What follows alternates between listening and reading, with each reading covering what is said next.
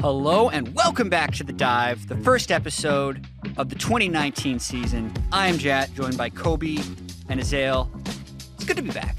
It is, man. It's been a long break. I enjoyed it. It's been so long. Like after New Year's, these last couple of weeks, I'm like, all right, give me my League of Legends. Yeah, and with all these other leagues starting before us, I've been sitting here like waiting, like, okay, They all our got turn. their presents. Is it our turn yet? Is it our turn yet? I mean, maybe that'll just make it better when it actually starts. Like the fact that you've had the patience to wait until like January 26th or something is our first game. All these other leagues opened their Christmas presents on Christmas Eve. You waited like a good boy till the morning, and then Christmas morning comes along. EU doesn't have any presents to open. What did we I still get, got ours. Azael? What did I get? You got the NA LCS. Oh, yeah. Actually, it's just the LCS Yeah, now. yeah. It's more prestigious. Oh, yeah, they're going to have to break that habit. Yeah, it We got the happens LCS in North America. Yeah, exactly. There you go. Where's the LCS? NA. I also got super excited watching like the new cinematic the other day. Like I've actually watched it a bunch of times. I want to play Sion in the jungle now, even though he sucks. I've done it a few times, but I've never found it to be like that effective because you can't get to level 6. Yeah, he always had like a really decent win rate. Yeah. Because he was just a good overall champion. And I was looking at that as first item Sterix. If you do happen to try some Sion stuff, because he gets so much more health from the health furnace thing now. Yeah. The Sterix is actually incredibly powerful. Plus he gets a lot out of the AD conversion. It's so weird with Sion because he gets so much health and his AD ratios are actually good, but that also makes me want to stack resists because he gets so much health and the resists are more valuable. I'm telling you, anyway, try the Sterix thing if you do it. We talked about the flow of the show like before we started, and we said we'd talk about champions after power rankings, so we will get to that stuff with ranked season starting pretty soon. But as promised, for those of you who have probably clicked on the video that said LCS Power Rankings, we're going to get to that like right now. All right, number 1, Sion Jungle with Sterix rushing. Whoever plays that gonna be champion. Straight to the world championship. Yeah.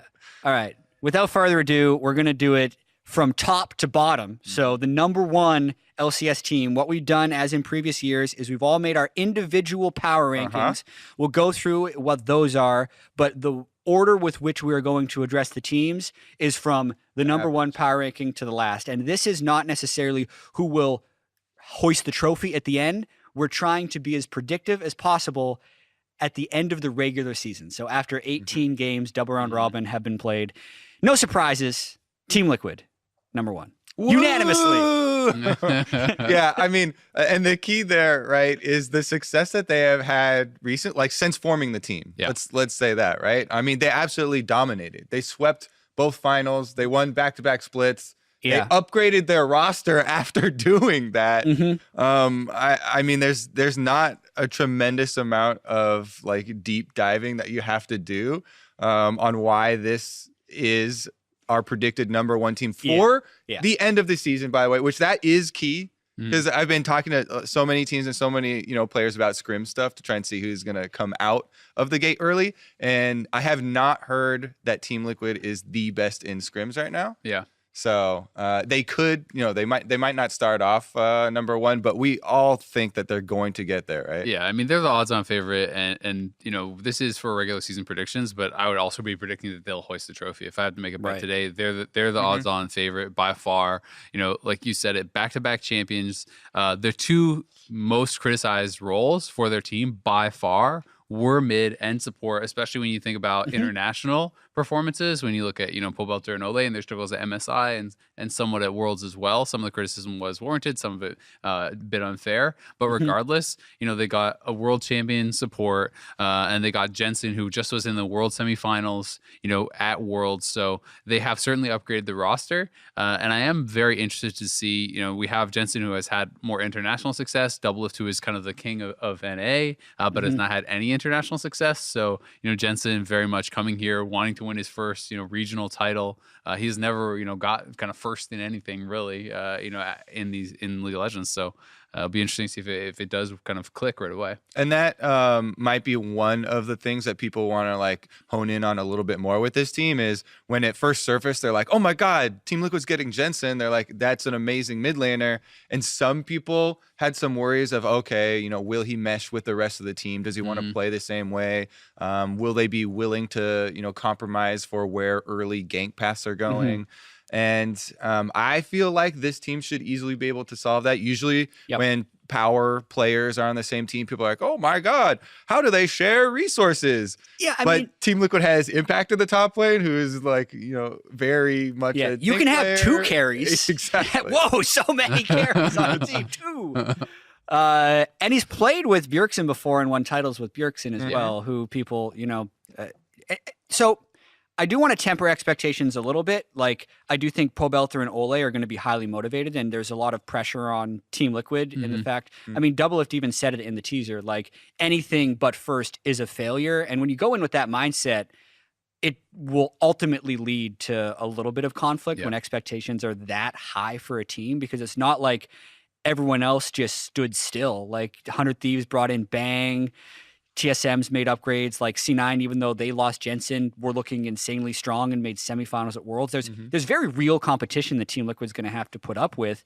I may even expect C9 to beat them in day one, game one, which is the finals rematch, just because of C9 doing their boot camp over in Korea. But on paper, as you mentioned, I don't even know if people are fully appreciating Jensen's accomplishments, because every year since he's been in the league, pretty much, he's been like first team or second team mid laner consistently for like 3 or 4 years. So him joining that team on paper is a massive upgrade. And you guys have already kind of touched on it all. It would be, I think, irresponsible to not power rank them first, right? Like, you can make the bold prediction and like maybe they don't finish first. I give them like 50% chance to finish first, but odds on favorites. Yeah. I do kind of like this angle though of trying to put weaknesses in this team by comparing them to the other teams that are at the top. And I feel like coming into making our list here, we did have a really decent chunk of the contenders, basically, where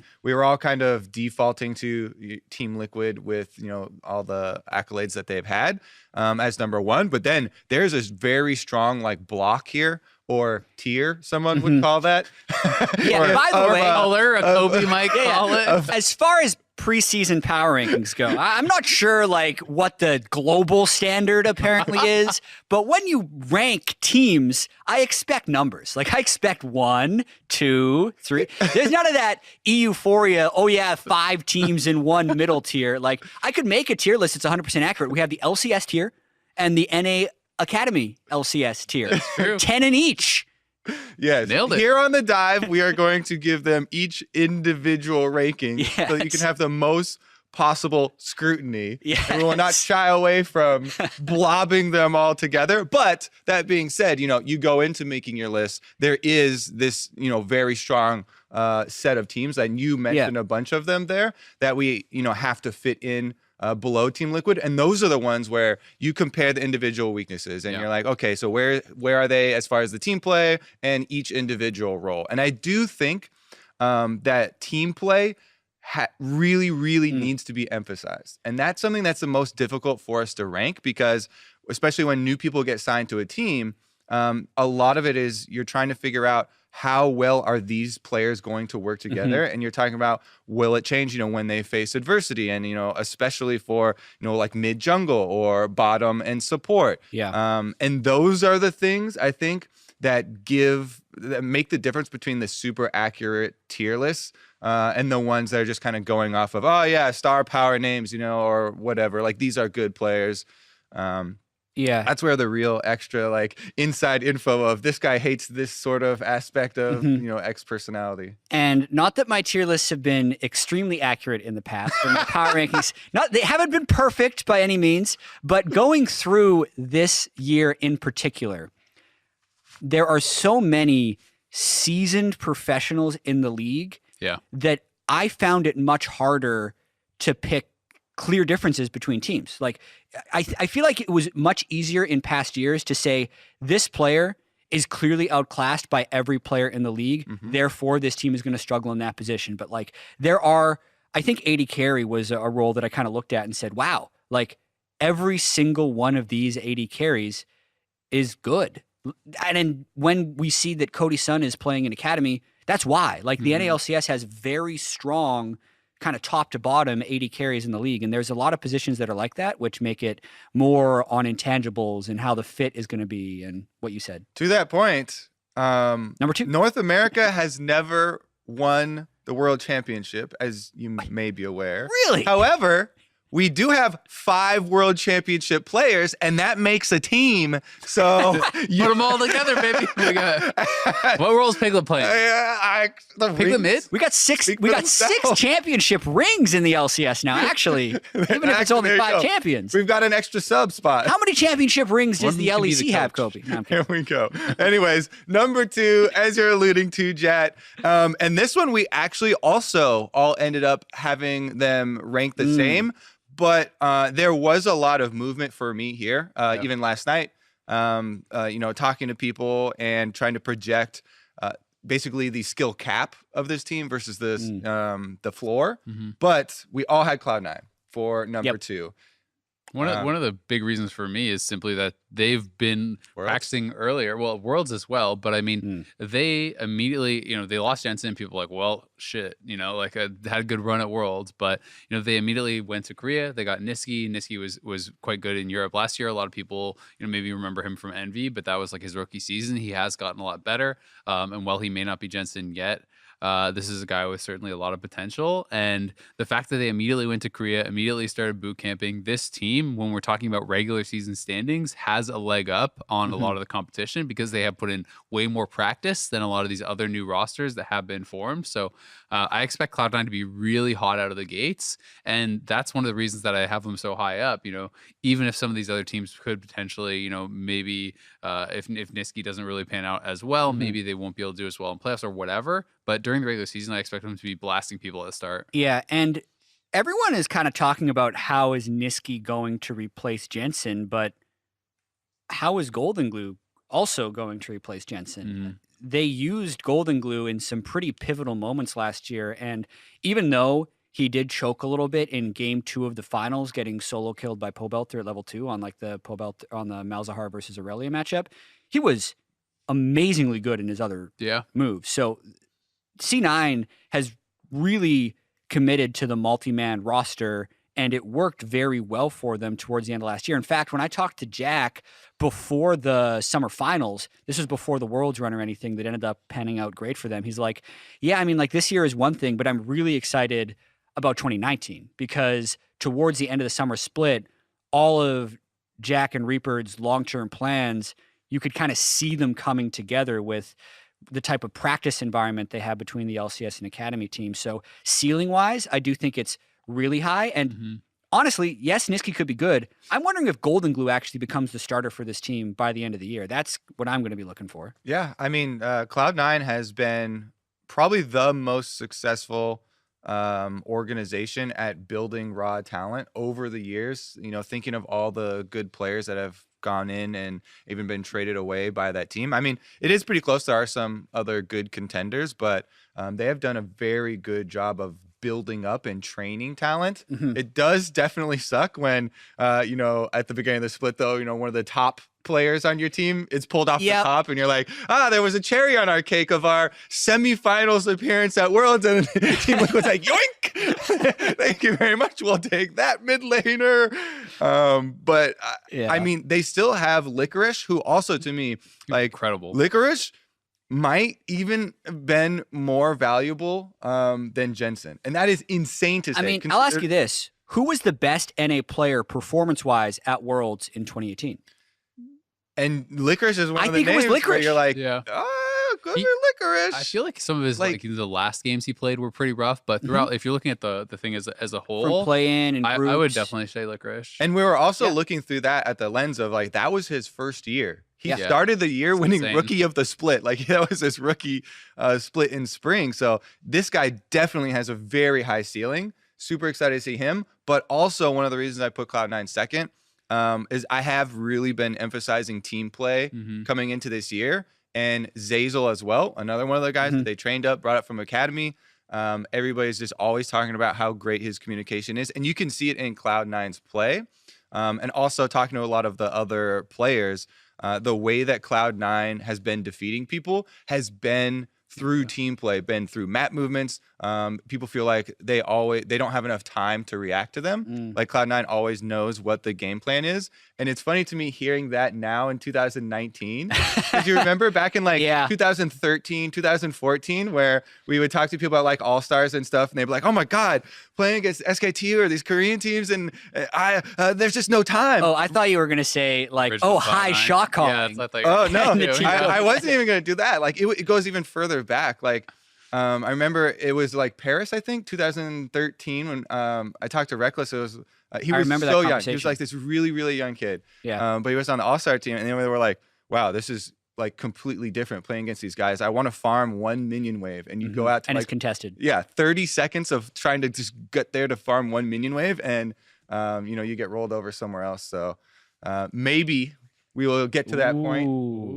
Well, but we're already past that point. NA, fourth at World. Korea, there baby. You go. Where's well done. Before, how quickly can you just start being like, by the way, today you can start right now. I mean, we gotta make these jokes and like hang on to this as long as possible, because Korea also we'll talk about later. But we have at least until the World Championship. Yeah. Invitational. No. Exactly. Okay. We'll move down the power rankings because we've got a lot to cover. One more thing I want to just add is I haven't heard anyone in this community talking about Blabber, right? And Blabber, because he didn't perform well at Worlds, he didn't perform well at play-in. I think he's just been like erased from everyone's brain, but he was also, part of that C9 roster of young guys who was crushing it towards the end of the summer split. So I'm really excited to see his development, because, him on Kindred and some of these aggressive picks, he was amazing. So certainly I think a ton of potential for these guys to develop into a really strong contender, especially through summer. And maybe we'll see Keith. Like, no, I'm actually serious. Yeah. How much is C9 going to commit to 10-man throughout the year? Okay, number 3, finally a little bit of discrepancy in our votes. The Dive official power ranking puts 100 Thieves here, but Sam, Kobe, TSM, Hartman, Kensler puts TSM in third. I'm supposed to put TSM like at the beginning or the end? Probably. I thought of it halfway through your name. I'm like, I should say TSM in his name. Well, thank you. All right. Coming from TSM Jatt, that is an honorable title to be bestowed upon me. Oh, what? I don't remember that. Like, that's distant memory somewhere. Okay. Well, let me tell you about the TSM ones, because this one was a big roller coaster for me. Like this whole off season, I've been trying to gather information and constantly update. And it is very much, up and down, because every time you're getting information, it's like from a single perspective, and you're kind of filtering it through that. And then you also have to take into account a lot of these unknown factors. But initially when I heard about Broken Blade, I was excited, right? You saw the YouTube highlight video and you're like, oh my God, that's crazy. Then I turned into his stream and he was like flaming his jungler. And that's the biggest no-no for me.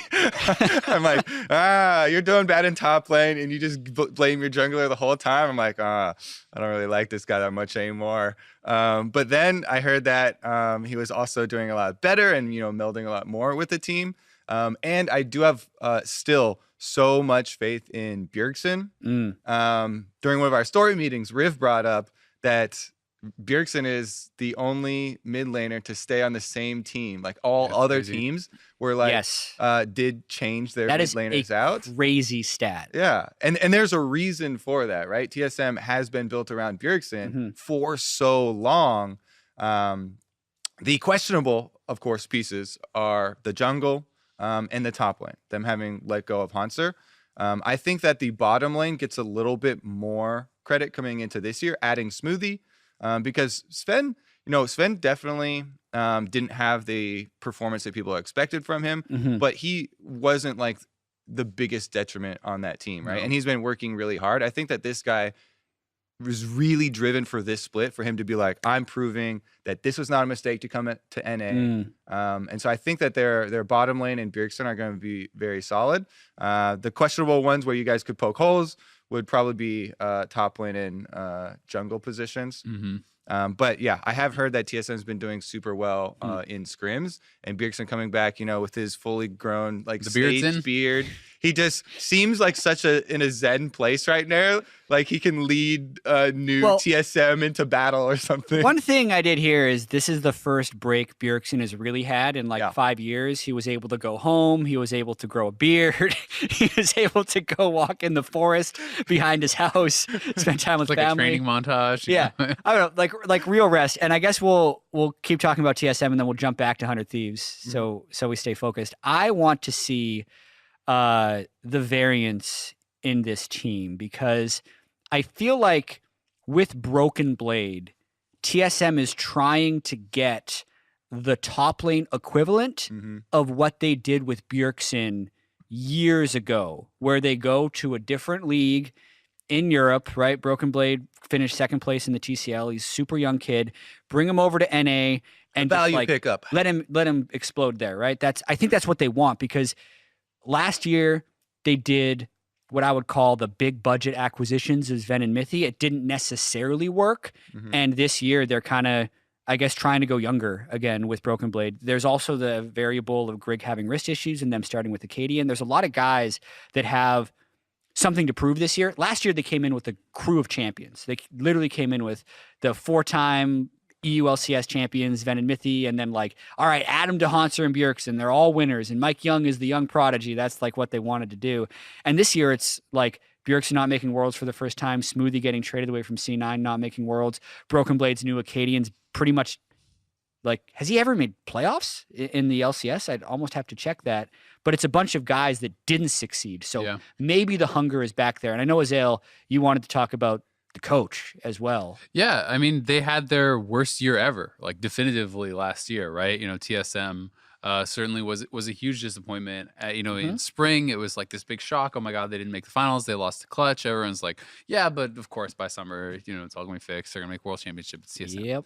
And then obviously that did not happen.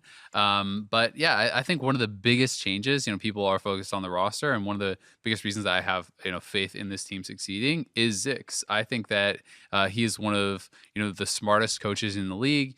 This is a guy that Parth obviously one coach removed now, but have been the head coach of TSM for a long time. In talks with him, even while Parth was still their head coach, he was always pointing to Zix as the best coach in the league. So that was a guy with a tremendous amount of respect from his peers. I've talked with Zix a fair bit about it, and he feels like he can really have a big impact on TSM and correct some of their issues. People talk a lot about some of the jungle issues that happen to junglers that go to TSM. They become and people, I mean, it's true, right? And people also very heavily reference, Reggie has to come in and step in and be the authoritarian figure and fix things and blah blah blah. And Zix feels like he can be a guy who can instill some kind of order in this team, and who can be that authoritative figure, and who can really get things going in the right direction for TSM, because he knows that there's a tremendous amount of talent on this squad, and I think he's a guy who can certainly make that happen for them. I have a question for you.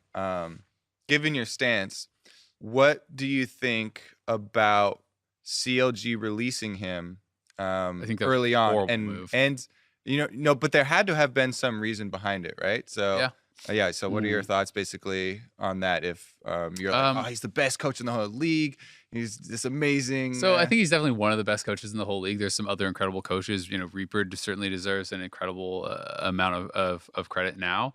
But as far as the actual question, I think that this is something that happens throughout all sports, where a team is doing poorly. They're not sure exactly what the reasoning is. As an owner, as a GM, you put together this team. Reignover, I think, was certainly a guy that Zix had been really, really wanting on CLG, and they wanted him even back before the Immortals days, but couldn't get him. And so I think when you're the coach and you're selling to the GM, hey, we get this Reignover guy, we're going to be great. You're expecting to go to Worlds, you're expecting to be at MSI, you're expecting to have that level of success, and you don't even make playoffs. right? Like it's such a colossal failure that something had to happen, and I think they weren't willing to, get rid of what they considered kind of be their franchise players, who was their bot lane. They didn't want to change that up, so I think the coach is going to kind of take some of that heat, and he gets the axe. Whether or not it was the right choice. Sometimes, even if someone is really good at their job, they just want something different because it feels like it is stagnated, and maybe there's disagreements and bad blood over that poor year. But I thought it was, regardless, maybe it works out better for both teams, but I think it was a pretty poor move from CLG. So you would rather have Zix still on CLG? Like if you're a CLG, from CLG's point of view, I mean, I very highly value Zix. I think he is really, really smart talking to this guy.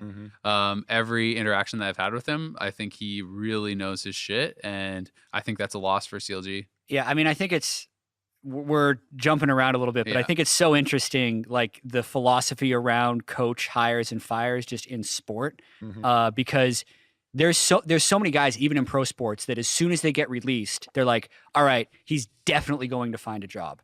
But that doesn't necessarily mean that the team shouldn't have let him go, because I think it was Larry Bird, actually. He coached for 3 years, and he had like a theory on coaching, and maybe this was just so you'd only have to work for 3 years. But he said, after you head coach for 3 years, like players are going to start to tune you out. So I don't want to coach longer than that. Like the length of the relationship and the length with the same like environment. That Bill Belichick guy, he's been doing horrible. Yeah, after 3 years. It all went downhill. But the guy who Bill Belichick just beat, Andy Reid. Inevitable. They tune you out.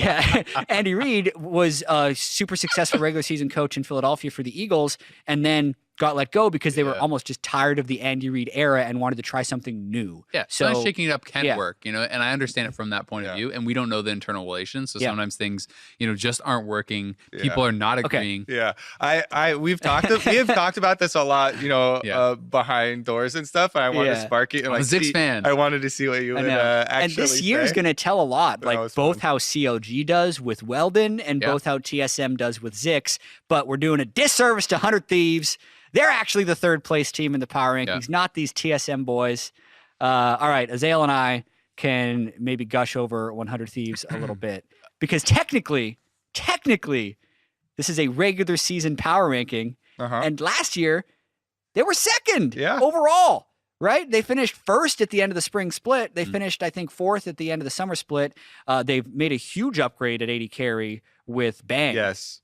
They've brought in Huhi, who we think can be good on the map. I'm not super high on Huhi as a mid laner, but as far as the structure and the organization of 100 Thieves, I mean, they made big moves and they're going for a lot. So that's why I had to put them third. They made really good moves as well. Like I've been hearing such good things, especially about Bang specifically. Just like right out of the gate, he is kicking ass. And his stream is super funny. So that's like a side bonus or whatever. He's been streaming with like Huni and Rush and stuff like this.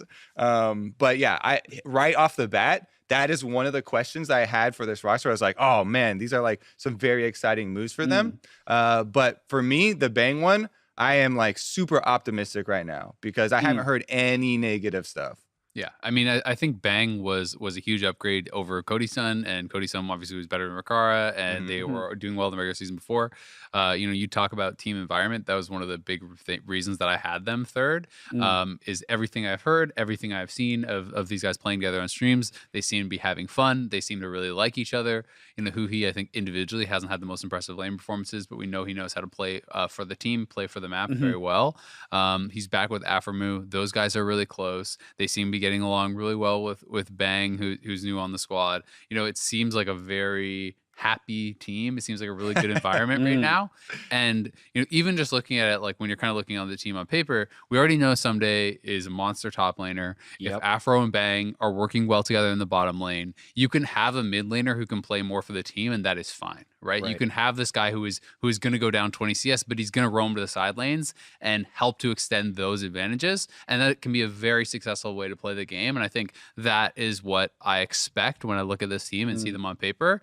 And I think it should work. I mean, I think, based on their regular season performances before, they look like a better team overall. You can make the argument that the mid lane is maybe weaker or side grade or whatever. But I think team environment seems great. I think they're going to be a good team. All right, let me pose a critique for you guys then, because one of the other kind of worry that I did have While if you phrase it as, oh, you can have a mid laner that will like help the rest of the team, that sounds really good. But especially right now, I don't think you can have a mid jungle with poor synergy or with poor control. And there have been very few times actually in League of Legends where that's been true, where you can have that and like, the center of the map, especially early game, is not core. But right now, we have seen a lot of plays where Anda, like, he's very talented. He has good mechanics.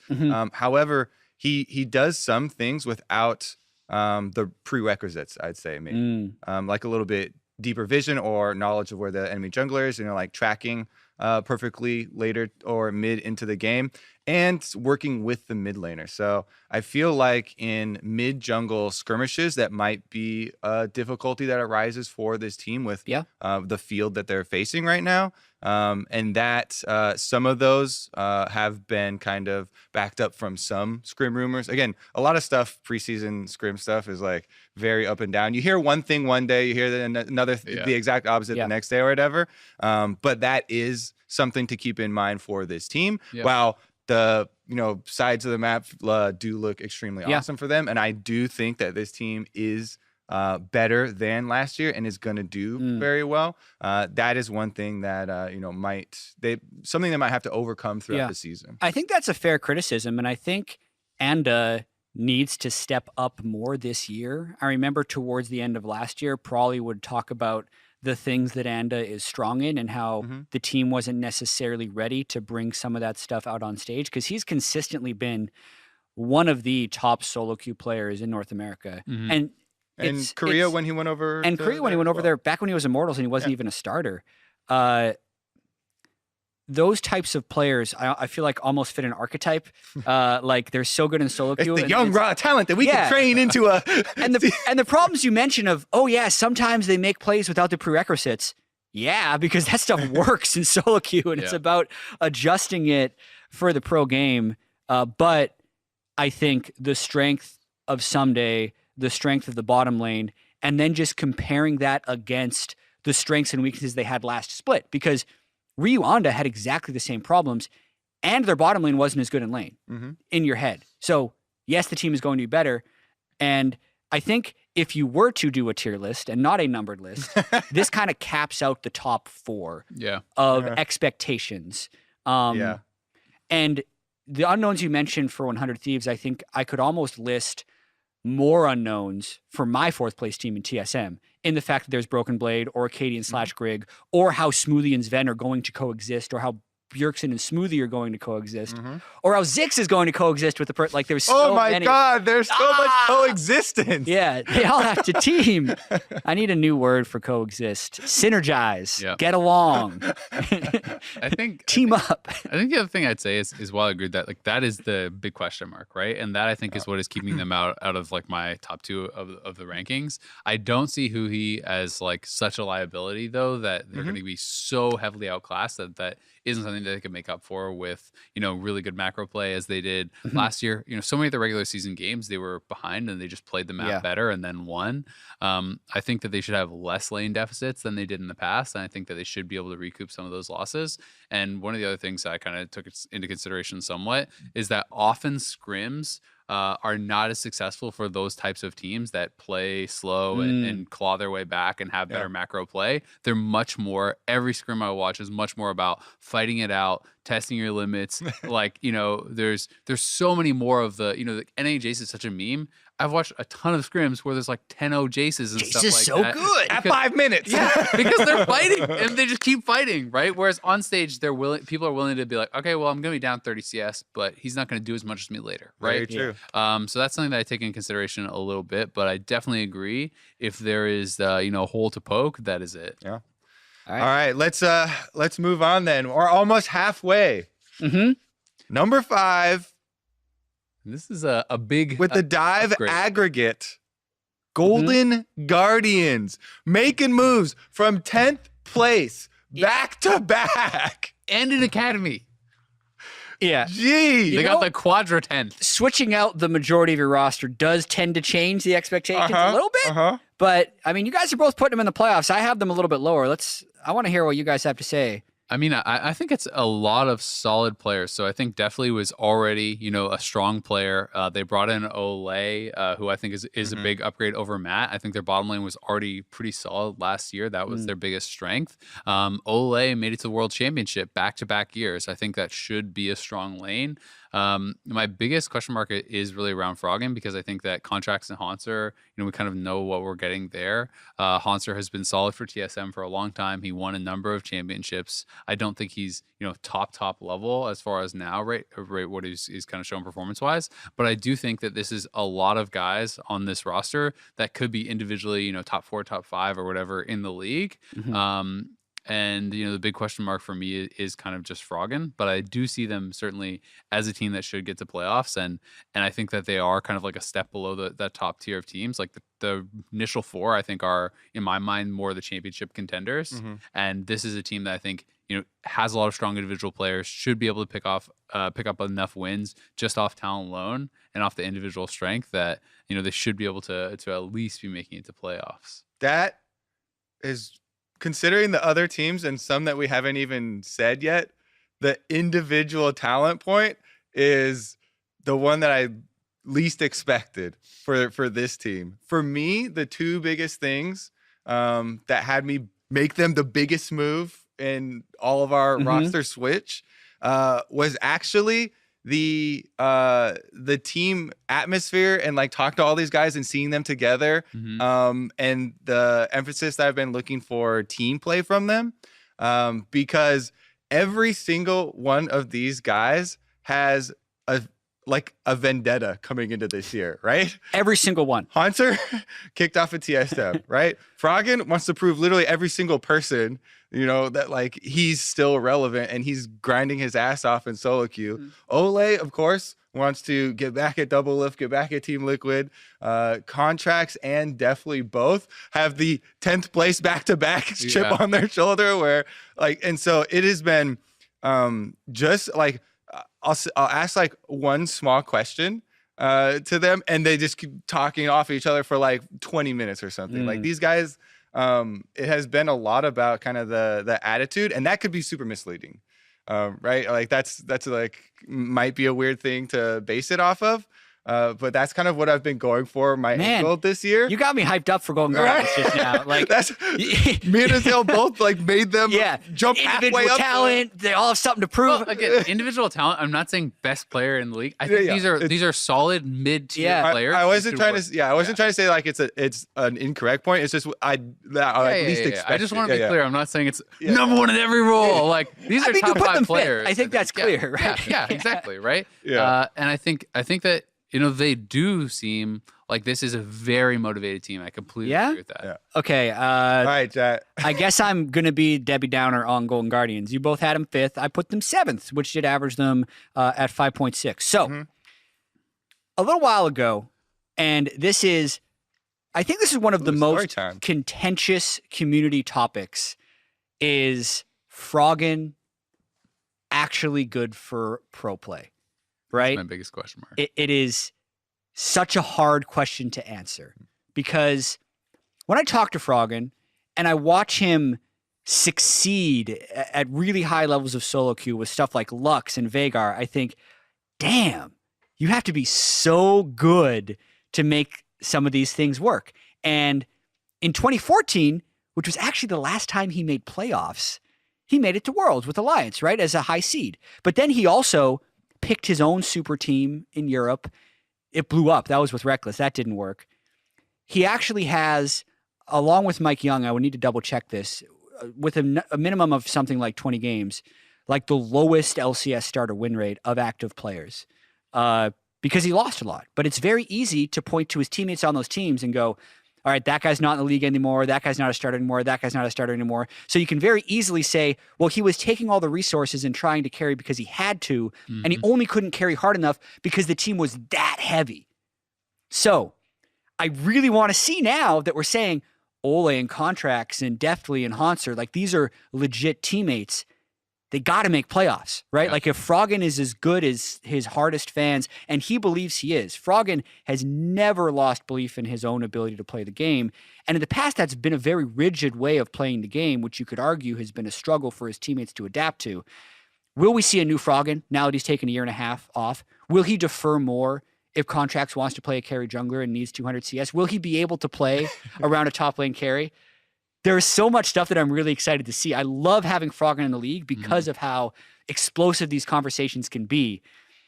And I want to see him succeed, like the fan in me wants to see him succeed, but the evidence makes me think he won't. So I need to see those two things conflict with each other. And that's why I have him 7th. Your whole story is all Froggen for the whole team? You guys covered everything else. Okay. There's so many exciting things about Golden Guardians, but we can't spend the whole episode on the 5th place power rankings teams. They're super exciting in so many different ways. But we haven't seen Froggen in like 2 years, Kobe. That was a pent-up story. The champion pool stuff, I think, is going to be really interesting too, because you mentioned Lux and Veigar. His top 5 most played on solo queue: Karthus, Lux, Veigar, Gangplank, and Nivea. None of those are like meta mid laners. Yeah. Not one of them. So, but he can play them, he says. Yeah. I'm not saying he can't, but I'm excited to see, like how good that champion pool is going to be. Are these really his comforts that he's going to default to? Is he going to play, a lot of other stuff? And if he is, then, maybe why is he not playing as much in solo queue? So it should be a lot of questions about Golden Guardians, but I think at the very least, they're a very interesting team. And it's exciting to see a team that was very clearly the worst in the league last year, putting forth that effort to revamp the roster. And some of their content has been pretty funny too. The Ghostbusters thing I liked. Yeah, parodying every 80s movie consecutively. Okay, I think we're done with Golden Guardians. We're good for now. The 6th place on our power rankings is Clutch. Yeah, and this is the team where I was going to go with the individual talent point, Azael, because Huni, they have individual Huni. They have 4 new starters when compared to last season. And also a new coach when compared to last season. So a massive revamp of their roster. Yeah, and not only do they have 4 new starters, but they traded a lot of players with Echo Fox themselves. It seems like both teams were like, we didn't really like how this went on, so we'll just push it over there. And you're like, wait a second, who got the better of this deal then? If you're both trading everyone, right? Yeah. Is it the team that saved the most money on trading them? I mean, it depends what your goals are, Kobe. Right. So this team, and this team also has basically the main 2 here, Lyra and Piglet for me, were clutch players that I felt like people inside the organization had a lot more faith and put more value on them than anyone outside of the organization. So these are kind of those seen from the organization as their value picks, I guess, or value retention. Because Lyra was a strong jungler, on Envy when he had to work with nothing, and they were talking about him coaching the whole team and everything as well. And he was playing Nidalee, and he was Lee Sin, and he was just making big plays on people. But then obviously the more recent stuff was much worse for them. So maybe they have more insight as to the problems and what went on. And maybe they also kind of side with him as far as what kept him back, question mark that, maybe the case or something like that. And I know that they also, as seen by them putting Piglet into the LCS team for, a couple of games, some mid, some marksman role. They really did like, Piglet as far as what they, were getting there. And whenever you talk to anyone that even plays this team, they do have a lot of things to say about Vulcan, right? And Vulcan is not a guy with, any sort of brand. He has not a lot of notoriety, not a lot of fans or whatever, but this might be their big, up and coming supporter star to go along with Huni, right? Because very clearly this team is headlined by Huni, and everyone else is like, oh, that stuff might be able to work out. But I was kind of surprised how high you guys had them, because Jatt had them 5th, you had them 6th. So you guys are buying what they're selling. Huni has been I'm buying Huni. Destroying people once again. It is, early on in the season and stuff like that. But yes, he did have a big fall off on stage at the end of the last season. But like whenever I'm so ready to accept the story, when people come to me and they're like, yo, Hooney's crushing people again. Like Hooney's just popping off, destroying everyone, because this guy is so goddamn good at video games. If you've ever played like any video game with him, even like something that he first starts, it's insane. Like, I'm just ready to accept it again. I feel like he's gonna have a comeback. This is why I have Clutch Gaming in the playoffs, and maybe even higher. To me, this is the highest. God. They are the highest than the playoffs, variance. so worlds, highest variance team imaginable. Yeah. Like the fact that Piglet's been on the NA like academy bench for 2 years, and you never know if he's going to be able to reach back in time and be good again. Like as far as LCS goes, but just think of what Hooney did last year with Echo Fox, really. And like, where are they now as far as the team goes? Okay, he brought over DeMonte, who was the mid laner they settled on for the rest of the year. But Dardoch now is actually playing Academy for Optic, looking to get a starter role afterwards. The bottom lane, the absolute turmoil that has gone through there, like Alltech, Lost, Adrian, Smoothie, the difference between like Phoenix and DeMonte, the number of players that worked in and around Hooney, to then them being like the third place team in spring and a playoff team in summer split. Hooney just brute forced that team into contention last year. I don't see any reason why he would not be able to brute force them again. And I feel like the team environment with like the coach changes and all that stuff that could have been going on behind the scenes with Echo Fox. Yeah, he fell off for like 6 weeks, but the entirety of his career has been dominant in LCS splits. So I can't see him missing the playoffs. I like your speech, and like very similar to like backing me up on this hype train. And the only thing is like midway through it, I started to get a little antsy, and I was like, wait a second. Azael's point that he just made earlier about all this scrim info and people dominating and stuff. Scrims are like the perfect place for Hooney to generate that hype, because those are the games where one player can literally win the whole thing at like 15 minutes or whatever. And I'm like, oh yeah. This is why I always get super amped up for Hooney once again. So I feel like you can go by your same point again if you want to refute that as far as when they do transfer to on stage. So but I'm sticking with it. Yeah, I mean, you guys both have them play. Like, so you have them 5th, you have them 6th, I have them 7th. So it's not like that crazy of a difference. Yeah. And I believe that Hooney can make this team, pick up some wins, right? I just think that like you slap Hooney on any team in the league, they're not going to get last. Hooney's going to get you some wins. But I did lose some faith because I felt like it was more than just like the 6 weeks. I'd have to go back and actually look. But most of summer, I was not impressed. Rift Rivals was a huge disappointment. That was the worst stretch I have ever seen in his career. I felt by a significant margin. So that was pretty disappointing to me and put a little bit of a damper on it. It's not that I think he can't get back to a successful level. I think them getting 7th means he has a pretty damn good split, because I have very little faith in Piglet. I think that guy, like from what I've seen in interviews, very quick to blame his teammates. He, recently, even while stuck in academy, still believed he's like the best player in the world. These are his words, right? So it's some of that stuff that it's like, I don't think that this guy has it really anymore. He has yet to show that to me that he does. And I think that someone like that, who believes that it's always others who are doing wrong and not themselves, can be like a really, really big detriment to a team. Maybe they can make it work, right? Maybe Vulcan and Piglet are working well together. Piglet, by all accounts, does like playing with Vulcan. And I know that Piglet had been a pretty big advocate for Lyra, because when they had played together in the past, he had talked about Lyra as like this perfect jungler. Yeah. So maybe they find that magic and they do kind of go up from there, because I do agree that they are pretty high variance. But like when I'm looking at my expected level for everyone but Hooney on the team, it is pretty low. Like if I'm talking about Golden Guardians, those guys are around like middle of the pack or whatever, top 5. Most of these players I have near the bottom of their role, besides Hooney. I would say all 4 are probably near the bottom of their role besides Hooney for what I'm thinking. And even if if we have viewers that only started watching LCS in summer last year, they're gonna be like, yeah, and including Hooney.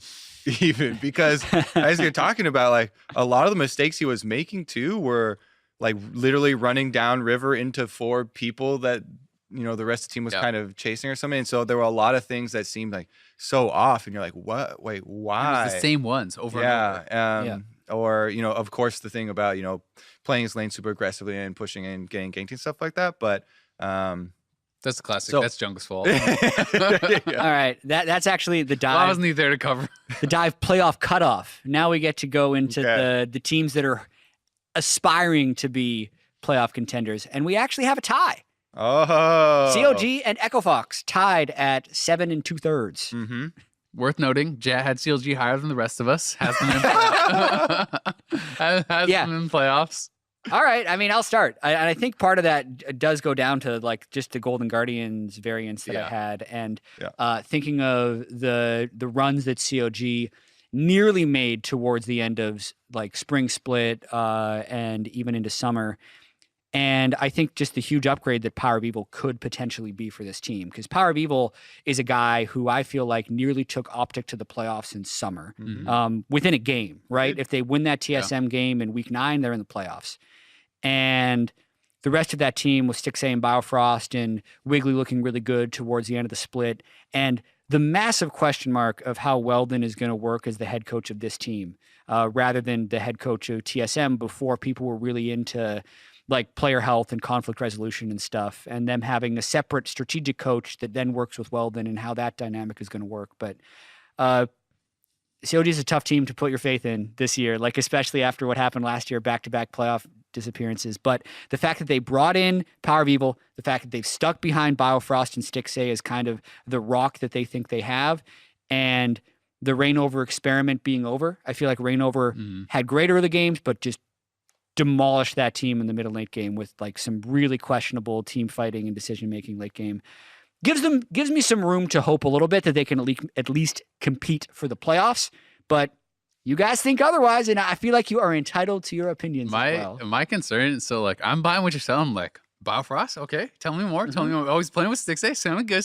PoE, okay, all right. They're doing well. Yeah. And then that's where it falls off a cliff for me. And I feel like, when you talk about, the Reignover stuff, it's always hard to know how much is coaching, how much is player and everything.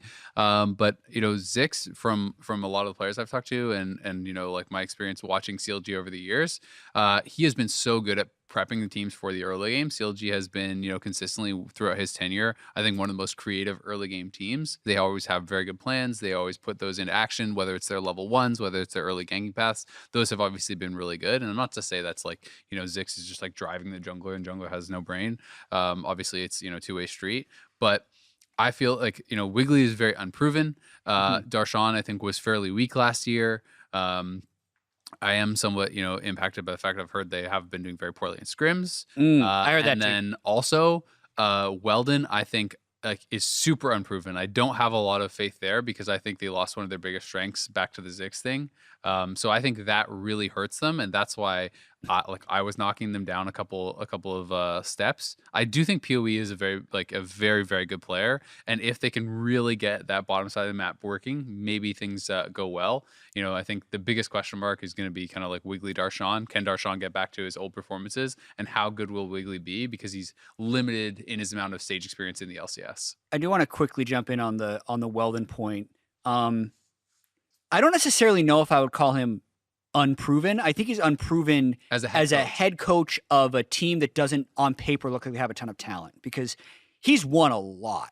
Like, he was the mental coach for COG when they won their first title. Sure, but he was also the head coach of TSM for like a year when everyone thought they were going to go to semifinals at Worlds in 2016. But that was also a stacked roster. Weldon was that not Parth being the head coach? Weldon was the head coach. Parth was the strategic coach who did picks and bans on stage. Okay. Right? So in that way, like, Weldon is accomplished on his resume, but I agree with you of like, I think this will be a big test of on paper your roster isn't already dynamite. Yeah. Like, he even worked with G2 a little bit when they were successful. He's been with a lot of very successful LCS teams.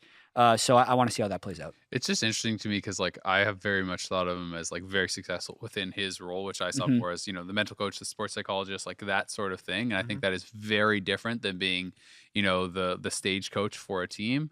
I don't really know all the roster stuff going on with CLG, but from what I've heard, they also don't really have a fully established like strategic coach type of thing worked out yet. They may very well have that.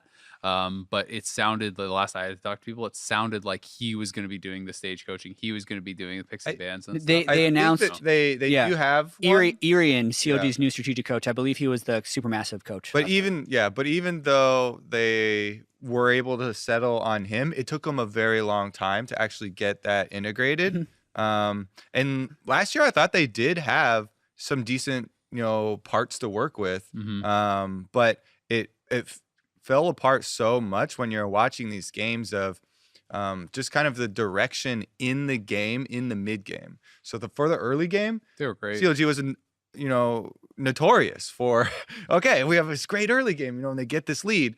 And we had constant stats updates where we're like, oh, look at this crazy stats for CLG where they have gold spike by like 10 minutes and even up to like 15 minutes sometimes. And it so predictably almost always drops off a cliff. And we had some of the mic checks, the listens in for these things, and some of them are on these mid plays, and you can hear in the play, they're like setting up the plan, very calmly. They're like, okay, yeah, we, bottom's crushing right now. All right, we're taking this turret, we're going to rotate top, and, we're going to push on that turret.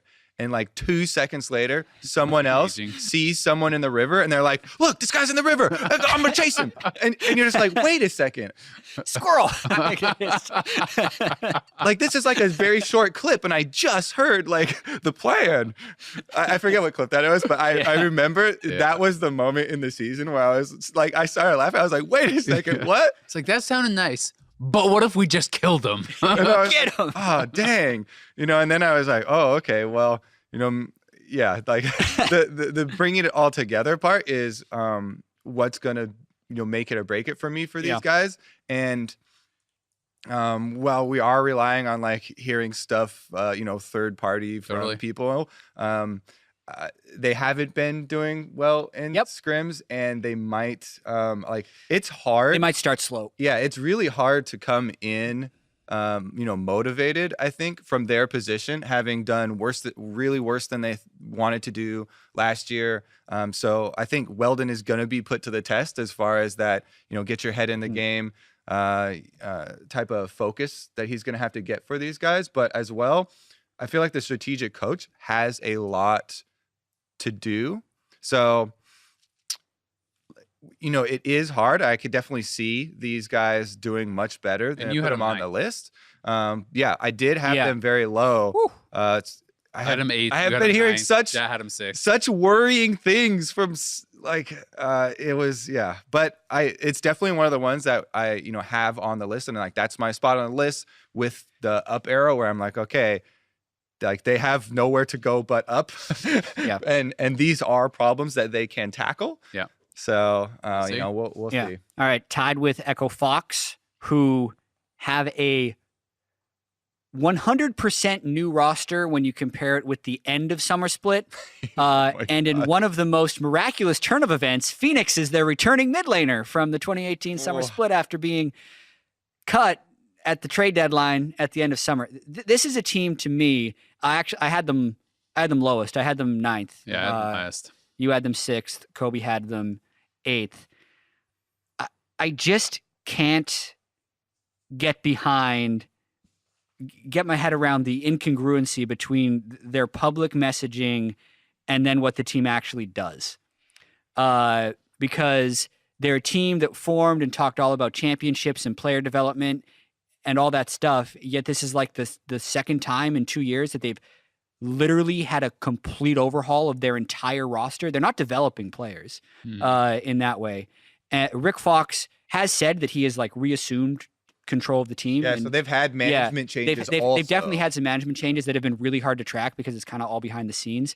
But even just like the players that they've gone through that they've said they're completely committed to, and I've seen features of them talking like Acadian, wow, this amazing jungler we're going to develop. Oh, Dardoch and Jared Jeffries have this amazing relationship where he's able to call him on his Michael BS. Jordan and blah blah blah. None of those guys are on the team anymore. Yeah. And there's like that to me is just really hard to wrap my head around. But with that being said, like the players they have together could work. Like they have a returning MVP in Rush. They have a bottom lane with Apollo who's played with Rush, and Hakuho who's been successful kind of deferring to others and doing their own lane thing that could work very well. And Phoenix is an amazing laner in the right circumstances. So they're a team that I think can pick up games, but I said my piece on Echo Fox. Like, I mean, there's been so much mixed messaging. Whenever we start getting to the bottom of the list, the tone just gets so like. I'm not sure. It was sad. Really hard to do power rankings. Yeah.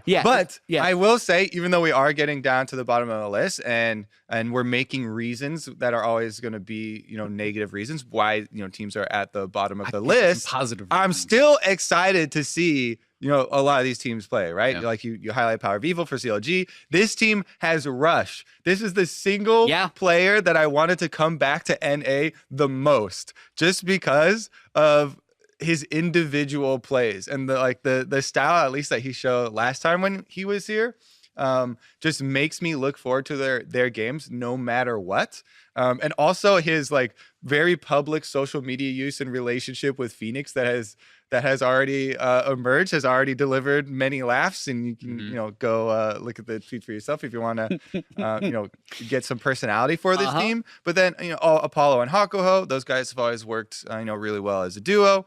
So I mean, yes, we do have them low. Don't expect them to crush, especially not right out of the gates. But yeah, I mean, I have them a 6, so I do have them the highest. And my kind of reasoning for that, I do share concerns about the org. But when I look at the roster, when I look at Song, I think Song has been a strong coach, at least as far as the regular season has been concerned. Hakuho and Apollo and Solo have shown that they can make the playoffs. I don't think that this is like a championship team. I think that those guys have been solid. You kind of know what you're going to get.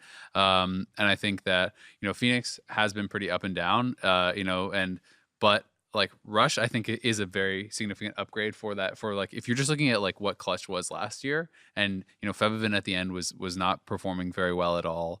And Rush, I think, should be a pretty significant upgrade, right? Like Rush was already good before. He was on KT for a while. You would assume has learned a lot watching Score and getting to play in that organization.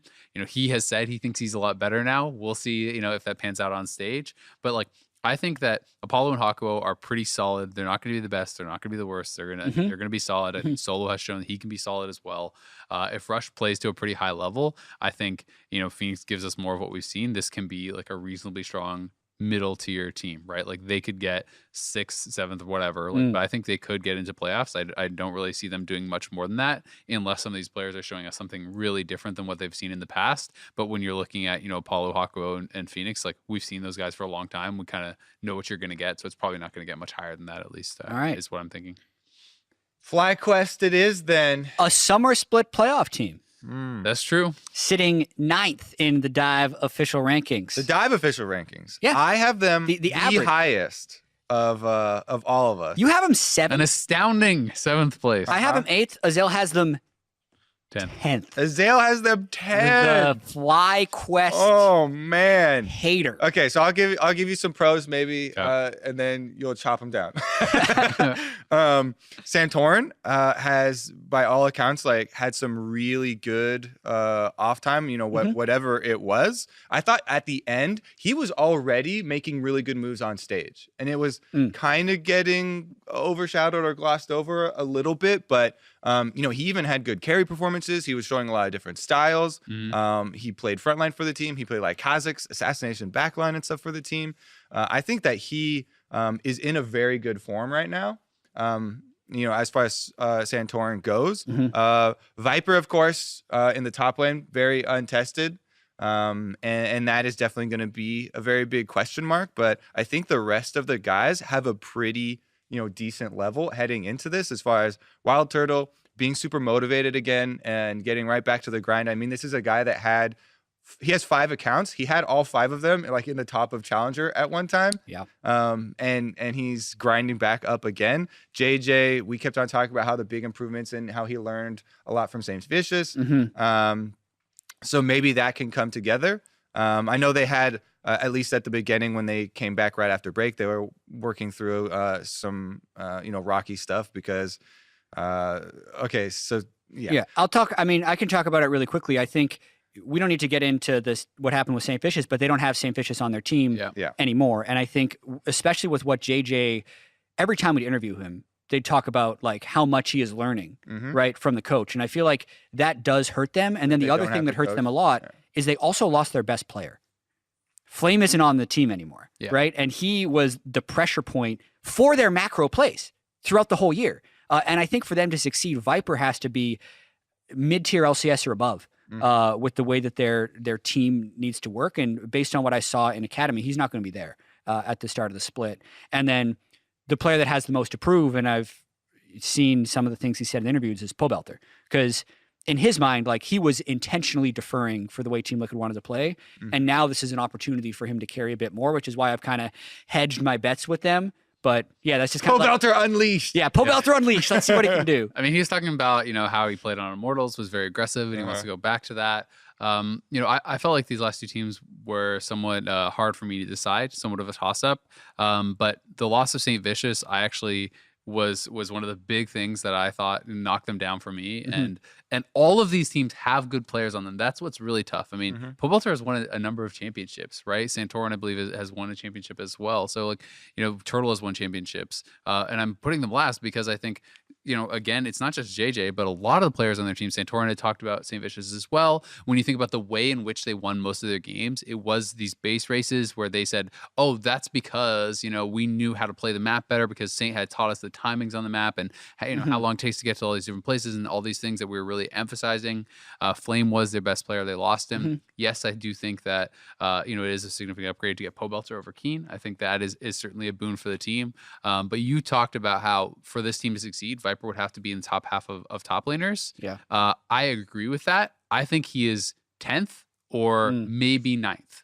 Looking across the league, top, I think, is one of the hardest positions to compete in. Viper did not do very well in Academy. Dokla did better in Academy. And, Dokla was having some struggles for a lot of the LCS. He did find a little bit of his niche with some of the split push stuff with the Fiora and whatever there. You can maybe make the argument for Dokla. You can maybe make the argument about Darshan, but I'm not buying him being better than anyone else in the league, and I'm not sure I'm even buying he's better than those guys based off what I had seen in Academy. You sparked an interesting thought here, and apologies if this is too far off topic, but do you think top is the hardest role to transition from solo queue to pro in? Yes. Like even more than jungle? Because I was trying to stack rank them, probably like top, jungle, AD carry maybe the easiest to go pro with. But I think so. Every role is very difficult to make the transition, but just the difference in vertical jungling and the additional jungle is insanely hard. I mean, I feel like those top and jungle are probably the 2 hardest. Based on what we've seen, we've seen way more junglers come into the LCS and find immediate success because sometimes a jungler can go in and dictate to the team what they have to do, but a top laner can't do that. We've also seen so many junglers come in and just get immediately demolished, right? And flamed and kicked off the team. I guess that's the life of a jungler, right? Your ganks work out. You're the best. I love you. You knew what you were doing all along, right? And you're like, oh my God, thank God that gank worked off. Jesus. I think it's tough. There's obviously a lot of positions that are very difficult. I won't say it's the hardest. I will say at the very least, one of the most difficult things, and I think is such a huge adjustment, is top laners learning to play a weak side of the map, especially in this meta.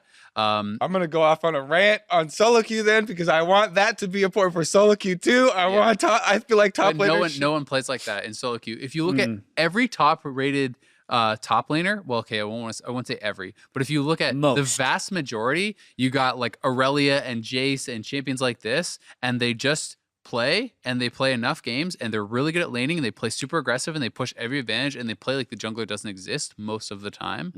When you watch a lot of those guys, and in the 1v1, they're normally going to slam their opponent. If the jungler comes up, unlucky game, go next. See, I think the best ones are the ones that don't play like the jungler doesn't exist all the time. I will give you that they play super aggressively and take a lot of risks. Yeah.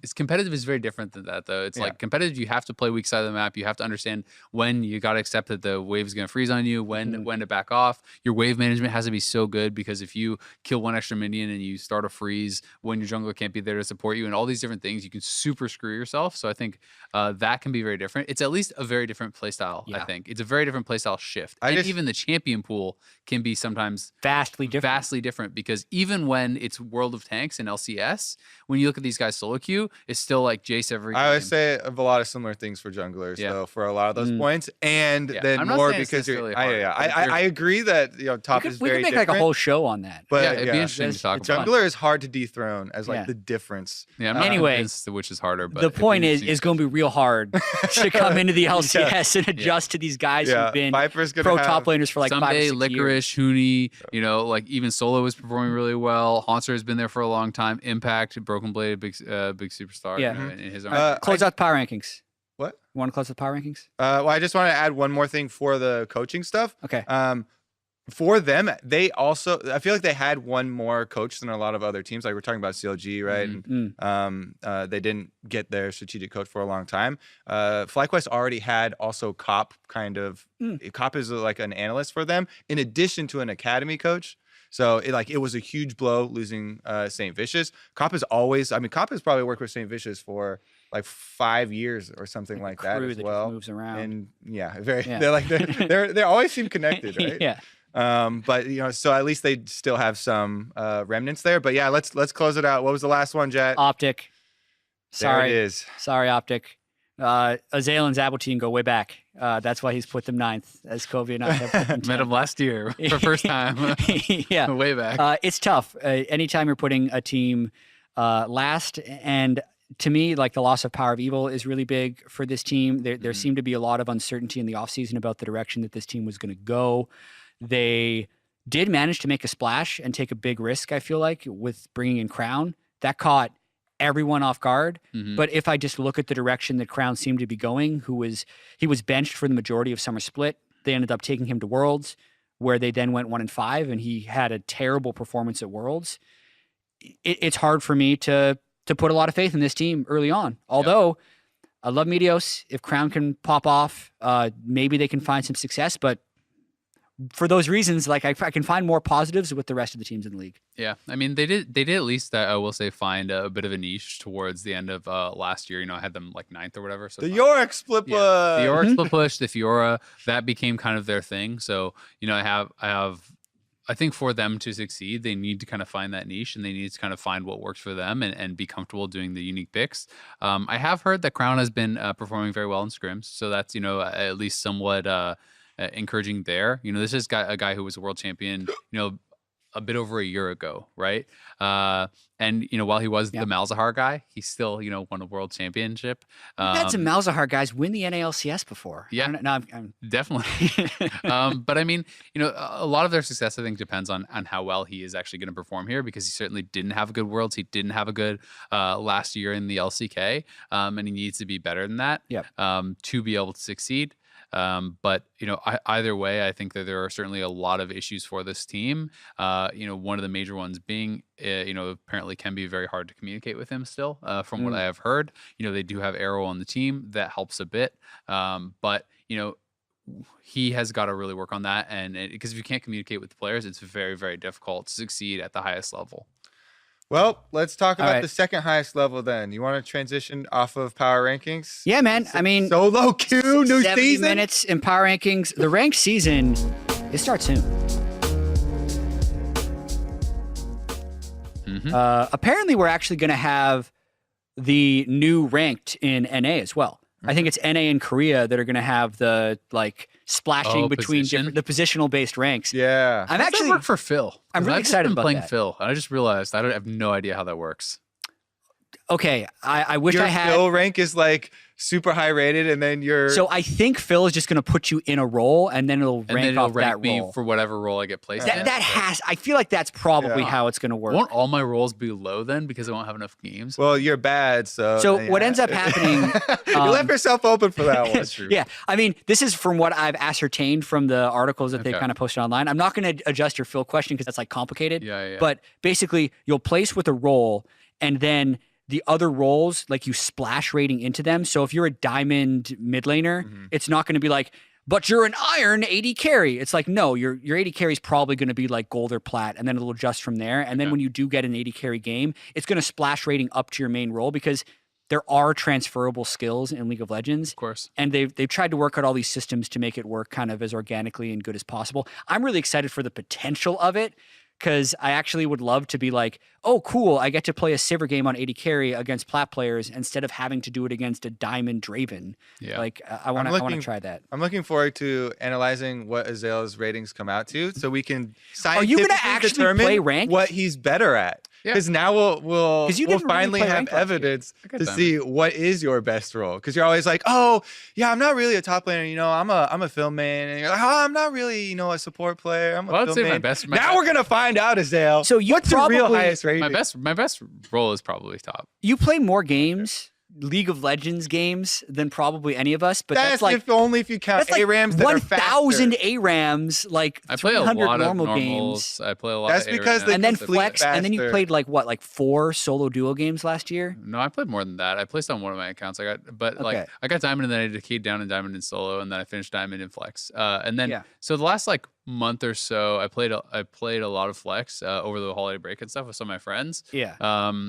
And some people are saying that they want to go hardcore on flex. Like we got Jules, one of our friends, we got him to challenger and flex. So he, like we were talking about if we want to all try to play a lot of flex and try to get challenger and flex and stuff. So we'll see if that happens. That's kind of what I'm excited for. Yeah. Because I do not enjoy playing ranked by myself. I only have fun if I win. I play a ton of League. I think a lot of people have fun when they win. But I really just don't enjoy the experience playing by myself. Yeah. I do always have fun if I play normals, and I do have a lot of fun playing ranked with friends. Right. So for me, that's always just been much more enjoyable. I'm always down to do it with people. I'm always down to play flex.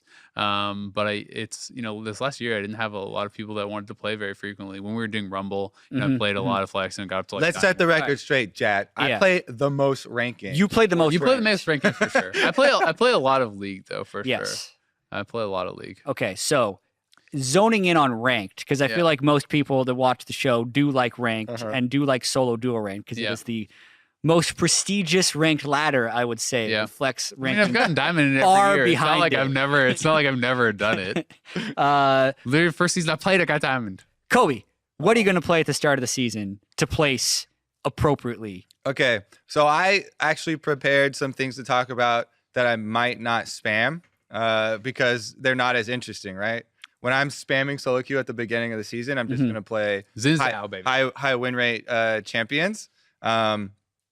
The fun things that I was going to go over instead are, so first of all, you mentioned Xin Zhao. Like that's one of the ones that you can use to grind. Okay. Hail of Blades is insane right now. But as Jatt has reignited my fire for playing Vi with Hail of Blades, it is also very good on Vi. Yeah. Being able to get to the threshold, because Vi always kind of bounces around this threshold of being able to finish somebody with, if you land your Q, if you're able to get off your resets, you proc your denting blows, use your ultimate, like you don't have a lot after that because they removed her move speed, and so that's why a lot of people buy Swifty boots and stuff now. But with Hail of Blades, you can get off an extra auto or two while you're chasing in a lot of these cases, and especially in the early game, Hail of Blades is insane.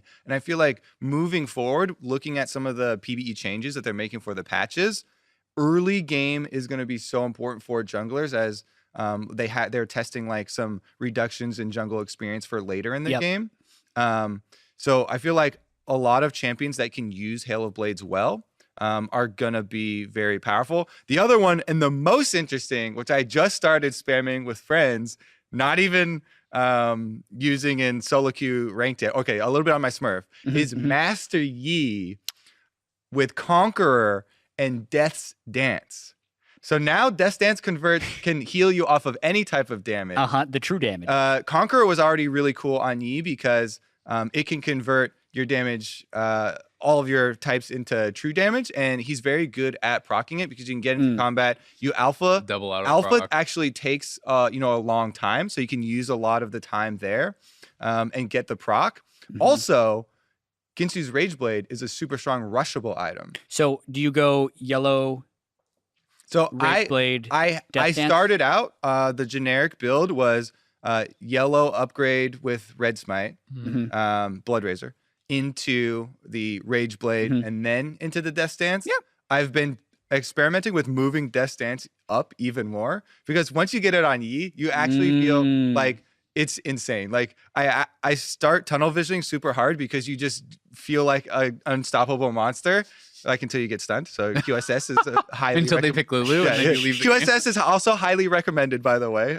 Pick last. Or telling your support, play Morgana, or your mid laner, play Morgana. That's been my strategy. Morgana Kale. I've just been in Champ Select like, hey, someone pick Morgana. She's so strong in the meta right now. Like that.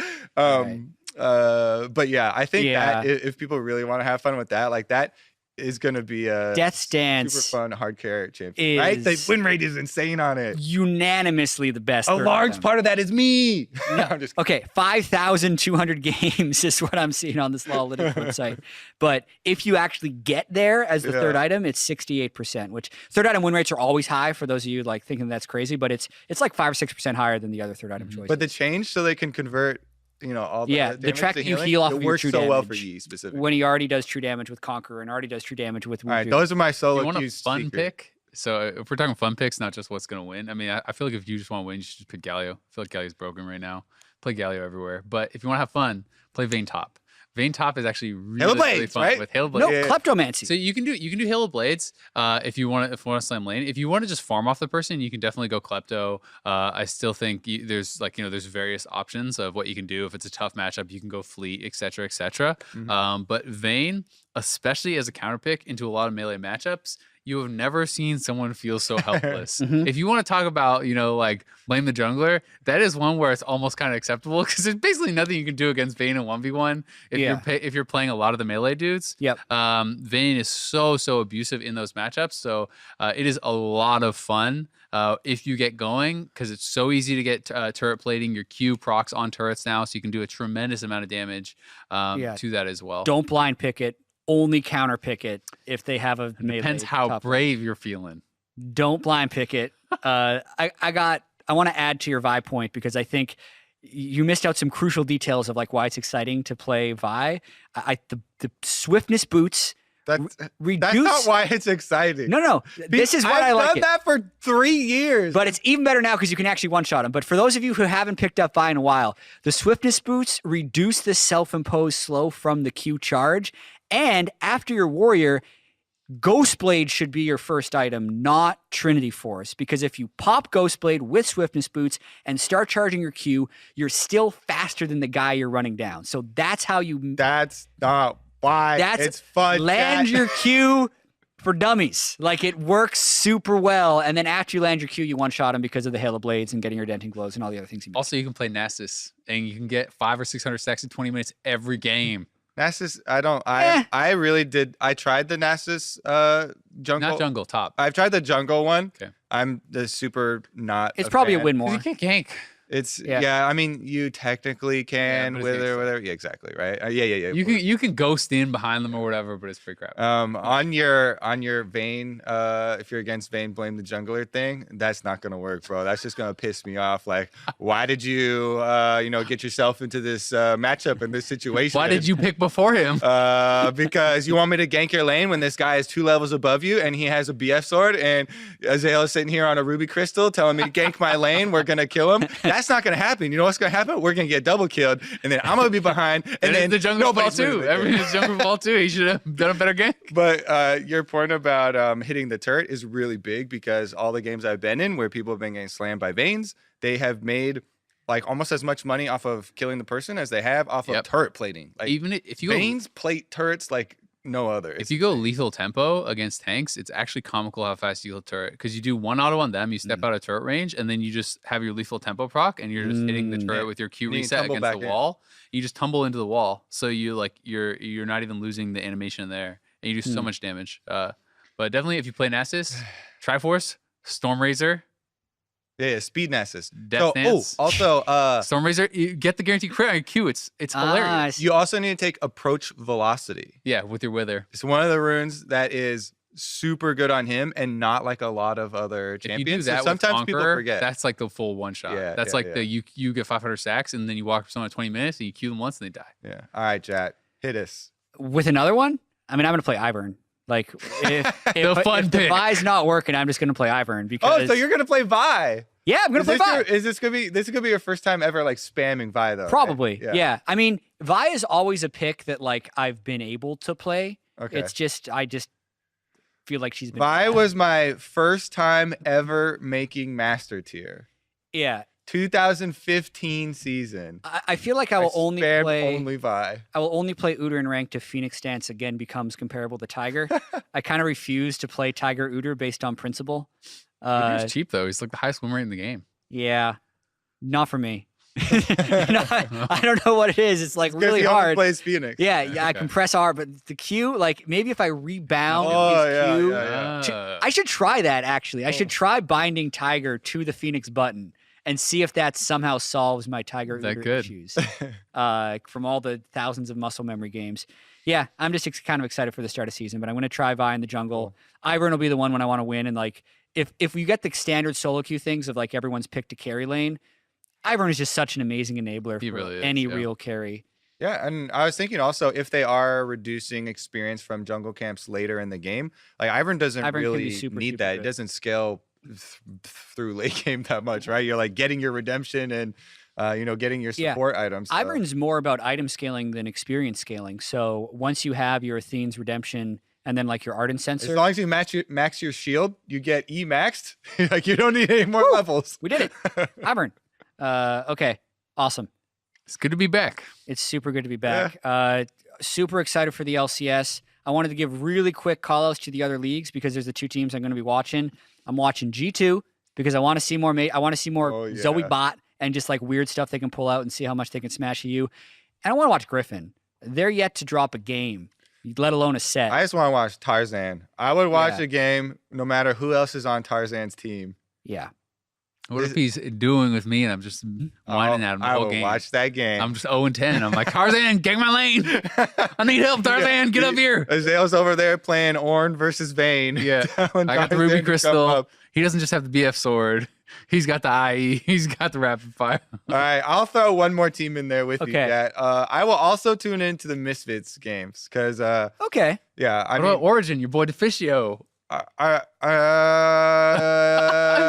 Deficio's gonna have to earn that one. No, but I'm also really excited to see Misfits. I was really sad actually to figure out after this week I looked up like when G2 was gonna play Misfits because I was super excited for that matchup. It's not for a super long time in their schedule. Yeah, so EU and NA have I feel like they have different scheduling strategies. Like NA, we have all the like big matchups right away, like C9 versus Liquid. And it's the reason that the power rankings that we just made at this episode, when you look at them in week 3, there's like a 0% chance that they're going to be accurate because the best teams play the best teams and the worst teams play the worst teams early.